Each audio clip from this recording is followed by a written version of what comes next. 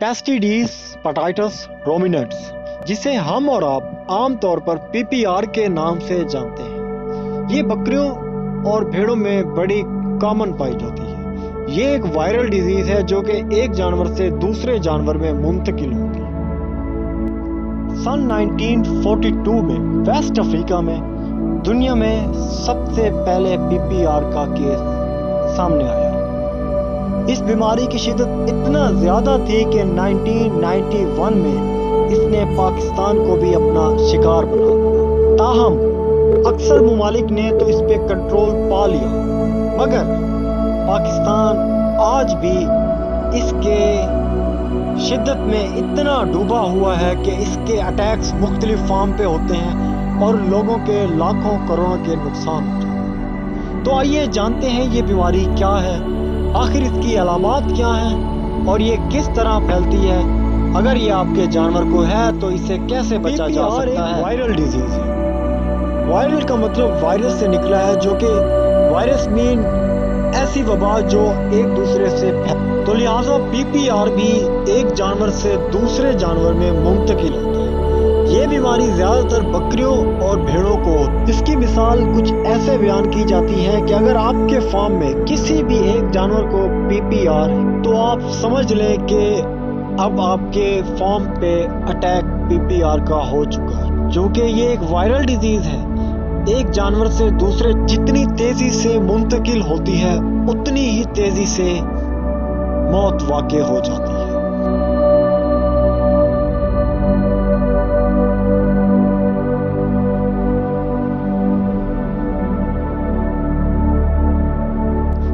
PPR से बचाव कैसे मुमकिन है?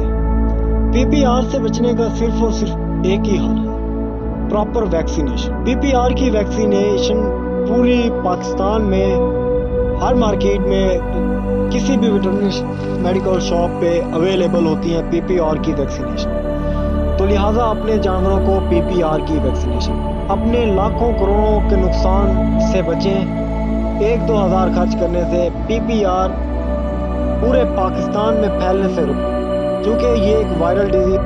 अमेरिका जो कि एक हाईली क्वालिफाइड कंट्री है, वो भी आज PPR की वजह से $20 बिलियन का खसारा हर साल करता है। सिर्फ और सिर्फ यही बात है कि वैक्सीनेशन, अगर हम अपने जानवर को वैक्सीनेशन करवाएंगे, PPR के अगेंस्ट अगर वैक्सीनेशन करवाएंगे तो ज़ाहिर सी बात है हमारा जानवर हमें प्रॉफिट देगा।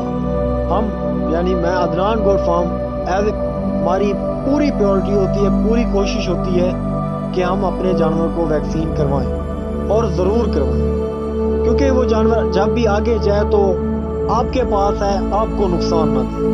हमारे पास खड़ा है, कभी हमें भी नुकसान ना दे। अल्लाह माफ़ करे, हमने ऐसे नुकसान फेस किए।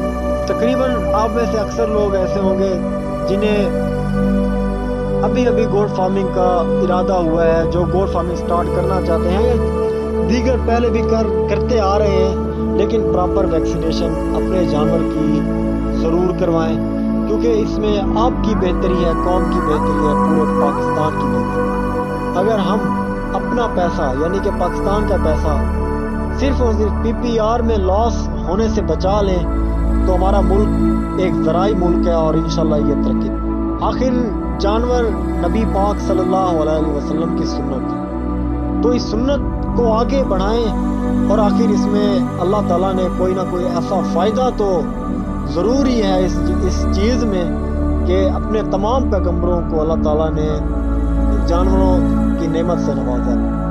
लिहाजा अपने जानवरों की वैक्सीनेशन करवाएं, प्रॉपर वैक्सीनेटेड जानवर लें और इस तरह की दीगर इंफॉर्मेटिव वीडियोस देखने के लिए हमारा चैनल ज़रूर सब्सक्राइब करें और वीडियो को लाइक किया करें। Thank you so much. और आखिर में आपको ये बता दूं कि अगर आपके जानवर को अगर आपके फार्म पे PPR ने अटैक कर दिया है तो आप इससे कैसे बच सकते हैं। इसका सिंपल और सिंपल एक ही हल है। अगर आपके किसी भी एक जानवर को, पहले तो आप ऐसा करें, कोई भी नया जानवर है उसे पहले वैक्सीन करना है PPR की, क्लाइमेट चेंज की वैक्सीन करना है। कोई बीमारी आपके फार्म पे अटैक नहीं करेगी। खुदा न खास्ता आपके फार्म पे अटैक हो चुका है تو جو جانور پہلا وکٹم ہے سب سے پہلے اسے علیحدہ کر لیں.